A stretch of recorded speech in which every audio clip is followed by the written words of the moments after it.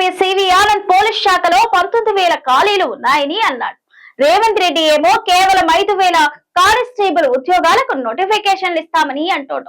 గతంలో కేసీఆర్ 17,000 ఖాళీలు ఉంటే 17,000కు నోటిఫికేషన్లు ఇచ్చాడు. మరి రేవంత్ రెడ్డి ఎందుకు 5,000 ఉద్యోగాలే నింపుతున్నాడు? ఎన్నికల ముందు పరీక్షల ఫీజు ఫ్రీ అన్నాడు. ఇప్పుడు 400 ఫీజు ఉంటే వాటిని 800 చేస్తాడంటూ మాజీ మంత్రి ఎమ్మెల్యే హరీష్ రావు మండిపడ్డారు. మొన్న డీజీపీ గారు అన్నాడు, కొత్త డీజీపీ సివి ఆనంద్ పోలీస్ శాఖలో 19,000 ఖాళీలు ఉన్నాయన్నాడు.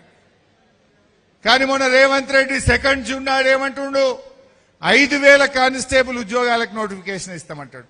19,000 ఖాళీలు ఉన్నాయని డీజీపీ చెప్తే రేవంత్ రెడ్డి 5,000కే నోటిఫికేషన్ ఇస్తా అంటాడు. మరి అందరికీ ఉద్యోగాలు ఇయ్యవా? ఖాళీలున్నా ఈ నిరుద్యోగ యువత ఎన్నో ఏళ్లకు ఎదురు చూస్తా ఉన్నారు.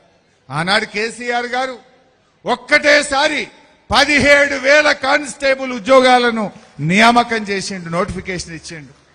17,000 ఖాళీలుంటే 17,000 నింపిండు కేసీఆర్. మరి నువ్వు ఎందుకు నింపుతలేవు? 19,000 ఉంటే ఎందుకు 5,000 వేస్తా అంటున్నావు? నిన్న చిక్కడపల్లి సెంట్రల్ లైబ్రరీలో దిల్సుఖ్ నగర్ లో పిల్లలు రోడ్ల మీదకి వచ్చి 19,000 ఉద్యోగాలకు నోటిఫికేషన్ చేయాలని ధర్నాలు చేస్తే ఈ రేవంత్ రెడ్డికి చీమ కుట్టినట్లేదు. ఎలక్షన్ల ముందు ఏమన్నాడు, ఉద్యోగాల నోటిఫికేషన్లు ఇస్తే అప్లికేషన్ ఫీజు ఉండదు, ఫ్రీ అన్నాడు. ఇప్పుడేం చేసిండు, 400 ఫీజు ఉంటే 800 చేసిండు, డబుల్ చేసిండు. ఎలక్షన్ల ముందు ఫ్రీ, ఎలక్షన్లు అయిపోయినాక డబుల్ ఛార్జ్. అంటే ఈ రకంగా నిరుద్యోగులను కూడా మోసం చేసినటువంటి పరిస్థితి.